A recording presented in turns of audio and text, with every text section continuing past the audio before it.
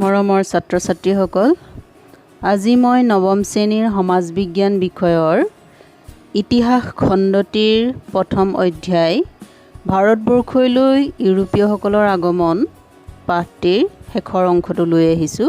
তোমালোকে ভালদৰে ভিডিঅ'টি প্ৰথমৰ পৰা শেষলৈকে চোৱাচোন।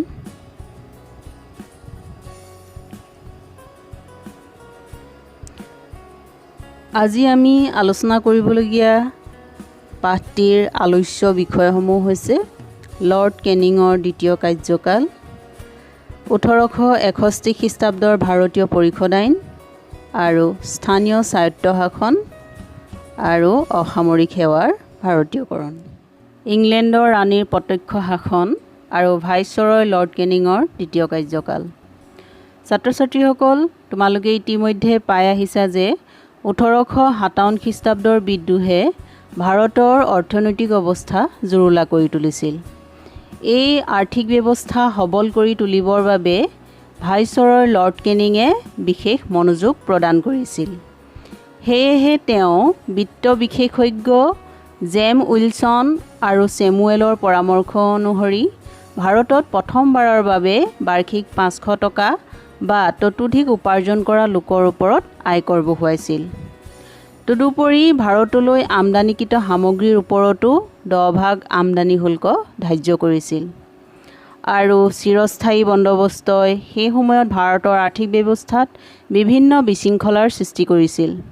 সেয়েহে 1859 খ্ৰীষ্টাব্দত লৰ্ড কেনিঙে বংগ ৰাজহ আইনৰ জৰিয়তে এই বন্দোবস্তিৰ খেলিমেলিবিলাক অৱসান ঘটাইছিল। তদুপৰি লৰ্ড কেনিঙে সেনাবাহিনীৰ ক্ষেত্ৰতো বিভিন্ন সাংগঠনিক পৰিৱৰ্তন কৰিবলৈ ছাত্ৰীসকল, আমি ইতিমধ্যে পাই আহিছোঁ যে চিপাহী বিদ্ৰোহৰ ফলস্বৰূপে 1858 খ্ৰীষ্টাব্দৰ ভাৰত চৰকাৰ আইন অনা হৈছিল। কিন্তু এই আইনে ভাৰতীয় শিক্ষিত লোকসকলক কোনো গুণেই সন্তুষ্ট কৰিব পৰা নাছিল। সেয়েহে লৰ্ড কেনিঙৰ শাসন কালছোৱাত 1861 খ্ৰীষ্টাব্দত ব্ৰিটিছ সংসদে ভাৰতীয় পৰিষদ আইন নামেৰে এখন নতুন আইন প্ৰণয়ন কৰে। এই আইনৰ মুখ্য উদ্দেশ্য আছিল শিক্ষিত ভাৰতীয় লোকসকলক আধুনিক প্ৰশাসন যন্ত্ৰটোৰ লগত চিনাকি কৰি দিয়া।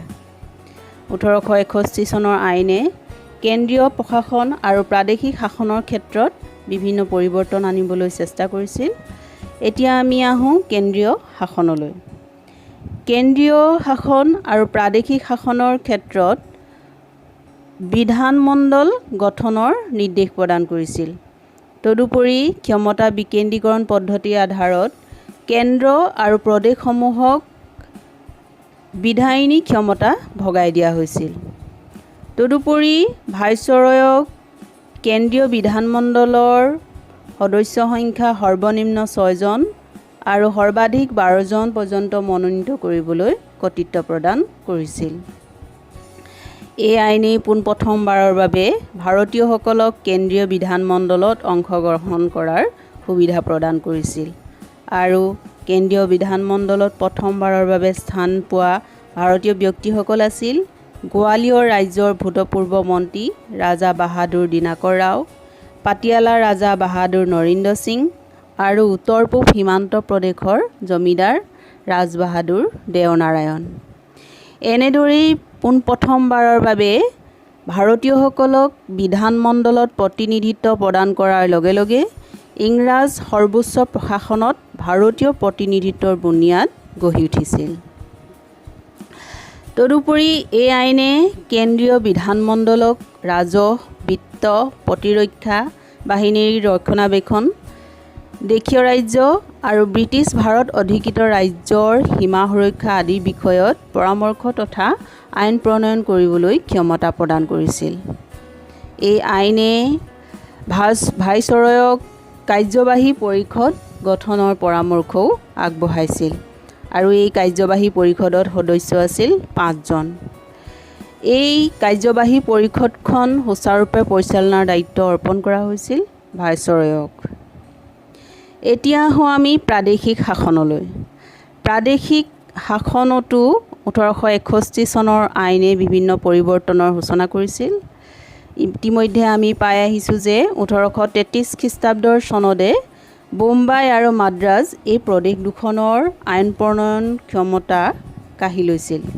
কিন্তু 1861 চনৰ আইনে পোনপ্ৰথমবাৰৰ বাবে প্ৰাদেশিক চৰকাৰসমূহক শক্তিশালী কৰি তুলিছিল আৰু প্ৰথমবাৰৰ বাবে বোম্বাই আৰু মাদ্ৰাজৰ গভৰ্ণৰ দুগৰাকীক সৰ্বনিম্ন 4জন আৰু সৰ্বোচ্চ 8জন সদস্যৰে বিধান পৰিষদ গঠনৰ অনুমতি প্ৰদান কৰিছিল।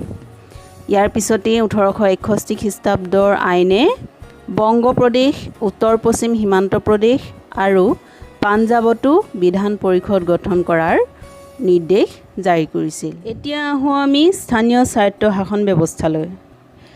ভাইচৰয় লৰ্ড মেয়ৰ বিত্তীয় বিকেন্দ্ৰীকৰণ প্ৰস্তাৱৰ আঁত ধৰি ভাইচৰয় লৰ্ড ৰিপনে ভাৰতবৰ্ষত পোনপ্ৰথমবাৰৰ বাবে স্থানীয় স্বায়ত্তশাসনৰ ভেটি নিৰ্মাণ কৰিছিল।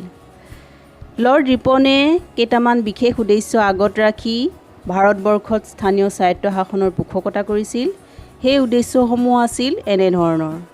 প্ৰথমটো আছিল ভাৰতীয় লোকসকলৰ প্ৰশাসনিক দক্ষতা বৃদ্ধি কৰা তথা স্থানীয় প্ৰশাসনক ৰাজনৈতিক শিক্ষাৰ এক মাধ্যম হিচাপে গঢ়ি তোলা। দ্বিতীয়টো আছিল প্ৰশাসনিক দক্ষতা বৃদ্ধিৰ বাবে স্থানীয় প্ৰশাসনত স্থানীয় লোকসকলক অংশগ্ৰহণ কৰোৱা। তৃতীয়টো আছিল ভাৰতীয়সকলৰ মাজত শিক্ষা বিস্তাৰ, আধুনিক প্ৰশাসনৰ লগত চিনাকি তথা সমাজৰ বুদ্ধিমান লোকসকলৰ দ্বাৰা স্থানীয় স্বায়ত্তশাসনৰ কিছুমান প্ৰাথমিক কাম সম্পন্ন কৰা। ইয়াৰ পিছতেই লৰ্ড ৰিপনে 1882 খ্ৰীষ্টাব্দৰ প্ৰস্তাৱ মৰ্মে প্ৰাথমিক পৰ্যায়ত মহকুমা তথা জিলা পৰ্যায়ত একোখনকৈ লোকেল বোৰ্ড গঠনৰ প্ৰস্তাৱ গ্ৰহণ কৰিছিল। ইয়াৰ উপৰিও তেওঁ গ্ৰামাঞ্চলৰ দৰে নগৰাঞ্চলসমূহতো নগৰপালিকা আৰু পৌৰসভা গঠন কৰা হৈছিল। এই নগৰপালিকা, পৌৰসভা তথা লোকেল বোৰ্ডসমূহত গণতান্ত্ৰিক পদ্ধতিৰে সদস্য নিৰ্বাচন কৰি ভাৰতবৰ্ষলৈ পোনপ্ৰথমবাৰৰ বাবে গণতান্ত্ৰিক ব্যৱস্থাক লৈ আহিছিল। ছাত্ৰ ছাত্ৰীসকল, এতিয়া আমি অসামৰিক সেৱাৰ ভাৰতীয়কৰণ সম্পৰ্কে আলোচনা কৰিম। ইষ্ট ইণ্ডিয়া কোম্পানী শাসন কালছোৱাত ভাৰতীয় প্ৰশাসনিক সেৱাৰ পদবীসমূহ কেৱল ইংৰাজ লোকৰ দ্বাৰাহে পূৰণ কৰাৰ ব্যৱস্থা কৰা হৈছিল। আনকি 1773 খ্ৰীষ্টাব্দৰ নিয়ন্ত্ৰণকাৰী আইনৰ জৰিয়তেও ভাৰতৰ প্ৰশাসনৰ উচ্চ পদবীসমূহ কেৱল কোম্পানীৰ কৰ্মচাৰীৰ দ্বাৰাহে পূৰণ কৰাৰ নিয়ম বলৱৎ কৰিছিল। আনকি সেই সময়ৰ তদানীন্তন গভৰ্ণৰ জেনেৰেল লৰ্ড কৰ্ণৱালিছেও ভাৰতীয় প্ৰশাসনৰ উচ্চ পদবীসমূহ কেৱল ইংৰাজ লোকৰ দ্বাৰাহে পূৰণ কৰাৰ পোষকতা কৰিছিল। অৱশ্যে 1833 খ্ৰীষ্টাব্দৰ চনদৰ জৰিয়তে ভাৰতীয় লোকসকলকো উচ্চ পদবীত নিয়োগৰ ব্যৱস্থা কৰা হৈছিল যদিও কোম্পানী ডাইৰেক্টৰসকলে বিৰোধিতা কৰাৰ বাবে এই কাৰ্যও সম্ভৱ হৈ উঠা নাছিল। কিন্তু 1853 খ্ৰীষ্টাব্দৰ চনদে লোকসেৱাৰ বাবে প্ৰতিযোগিতামূলক পৰীক্ষা অনুষ্ঠিত কৰি ভাৰতীয় লোকসকলকো অৱতীৰ্ণ হোৱাৰ অনুমতি প্ৰদান কৰিছিল যদিও এই পৰীক্ষাত খুব কম সংখ্যক ভাৰতীয়হে অৱতীৰ্ণ হ'ব পাৰিছিল। 1858 খ্ৰীষ্টাব্দৰ মহাৰাণী ঘোষণাপত্ৰৰ আশ্বাসৰ ভিত্তিত ভাৰত সচিবে গঠন কৰি দিয়া কমিটিৰ জৰিয়তে ভাৰতবৰ্ষতে লোকসেৱাৰ পৰীক্ষাসমূহ অনুষ্ঠিত কৰাৰ উপদেশ দিয়া হৈছিল যদিও 1862 খ্ৰীষ্টাব্দৰ চিভিল ছাৰ্ভিচ আইনৰ জৰিয়তে এই কাৰ্যও কাৰ্যকৰী হৈ উঠা নাছিল। অসামৰিক সেৱাৰ পৰীক্ষাত কম সংখ্যক ভাৰতীয় অৱতীৰ্ণ হোৱাৰ এটা কাৰণ আছিল পৰীক্ষাৰ্থীৰ সৰ্বোচ্চ বয়সৰ সীমা। কাৰণ লোকসেৱা পৰীক্ষাত অৱতীৰ্ণ হোৱা পৰীক্ষাৰ্থীৰ বয়সৰ সৰ্বোচ্চ সীমা 1865 খ্ৰীষ্টাব্দত 22 বছৰ আছিল, কিন্তু 1866 খ্ৰীষ্টাব্দত এই বয়সৰ সীমা 21 বছৰলৈ হ্ৰাস কৰাত খুব কম সংখ্যক ভাৰতীয়ইহে অৱতীৰ্ণ হ'ব পাৰিছিল। কিন্তু অতি সৌভাগ্যৰ বিষয় যে 1864 খ্ৰীষ্টাব্দত প্ৰথমজন ভাৰতীয় সত্যেন্দ্ৰনাথ ঠাকুৰে এই পৰীক্ষাত কৃতকাৰ্য হ'বলৈ সক্ষম হৈছিল। 1871 খ্ৰীষ্টাব্দত আন 3জন ভাৰতীয় সুৰেন্দ্ৰনাথ বন্দ্যোপাধ্যায়, ৰমেশ চন্দ্ৰ দত্ত আৰু বিহাৰীলাল গুপ্তয়ো কৃতকাৰ্যতা লাভ কৰিছিল। 1872 খ্ৰীষ্টাব্দত শ্ৰীপদ বাবাজী ঠাকুৰ আৰু অসমৰ প্ৰথমজন ব্যক্তি আনন্দৰাম বৰুৱায়ো এই পৰীক্ষাত কৃতকাৰ্যতা লাভ কৰিছিল। লৰ্ড লিটনৰ কাৰ্যকালত ভাৰতীয় লোকসেৱাৰ পৰীক্ষাৰ্থীৰ বয়স 21 বছৰৰ পৰা 19 বছৰলৈ হ্ৰাস কৰিছিল। কিন্তু সুৰেন্দ্ৰনাথ বন্দ্যোপাধ্যায় আৰু লালমোহন ঘোষৰ তীব্ৰ বিৰোধিতাত ইংলেণ্ডৰ চৰকাৰে পৰীক্ষাৰ্থীৰ সৰ্বোচ্চ বয়সৰ সীমা 22 বছৰ কৰিবলৈ বাধ্য হয়। লৰ্ড লিটনৰ কাৰ্যকালতেই ভাৰতীয় লোকসেৱা সম্বন্ধীয় এখন বিধি তৈয়াৰ কৰা হৈছিল।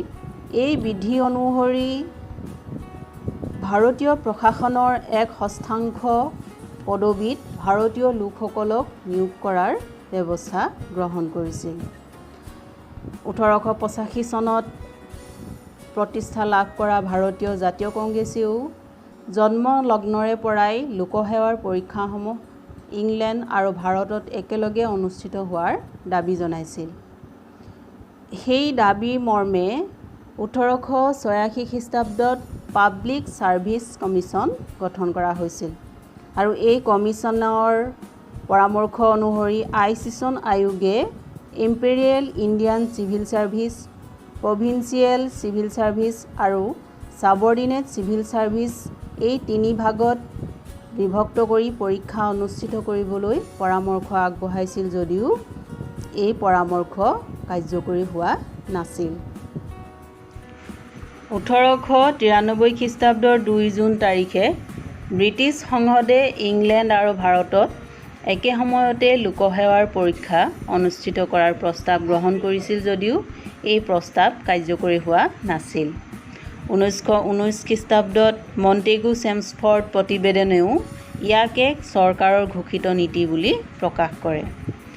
1935 খ্ৰীষ্টাব্দত ব্ৰিটিছ সংসদত গৃহীত হোৱা ভাৰত চৰকাৰ আইনে ভাৰতবৰ্ষত যুক্তৰাষ্ট্ৰ গঠন কৰা হ'ব বুলি এক ঘোষণা জাৰি কৰে আৰু ভাৰতীয়সকলৰ হাতত আৰু অধিক ক্ষমতা তুলি দিয়াৰ উদ্দেশ্যে নিৰ্বাচিত চৰকাৰ গঠন কৰাৰ ব্যৱস্থা কৰা হ'ব বুলিও প্ৰস্তাৱ গ্ৰহণ কৰে। এই আইনে যুক্তৰাষ্ট্ৰীয় লোকসেৱা আয়োগ আৰু প্ৰাদেশিক লোকসেৱা আয়োগ গঠনৰ প্ৰস্তাৱ দিছিল যদিও ভাৰতীয়সকলৰ মনত কোনো আগ্ৰহ ফুটি উঠা নাছিল। স্বাধীনোত্তৰ কালছোৱাত সৰ্বভাৰতীয় লোকসেৱা আয়োগ আৰু প্ৰাদেশিক পৰ্যায়ত ৰাজ্যিক লোকসেৱা আয়োগ গঠন কৰা হয়। ছাত্ৰ ছাত্ৰীসকল, আজি আমি এই পাঠটো সামৰণি মাৰিলোঁ। দ্বিতীয় পাঠটিলৈ আমি আকৌ একেদৰে উপস্থিত হ'ম। ধন্যবাদ।